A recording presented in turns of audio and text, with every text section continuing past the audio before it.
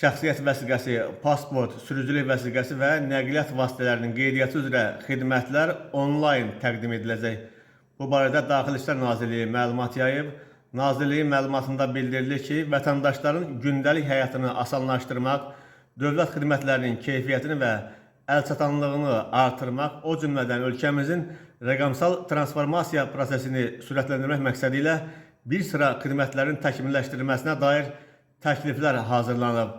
Təkliflərdə şəxsiyyət vəsiqələrinin, ümumvətəndaş pasportlarının və sürücülük vəsiqələrinin alınması və yenilənməsi, həmçinin nəqliyyat vasitələrinin qeydiyyatı üzrə ilkin sənədlərin qəbulu mərhələsinin rəqəmsallaşdırılması nəzərdə tutulmaqla vətəndaşlar həmin xidmətlər üzrə ilkin müraciətlərini dövlət qurumlarına getmədən onlayn şəkildə təqdim edə biləcəklər.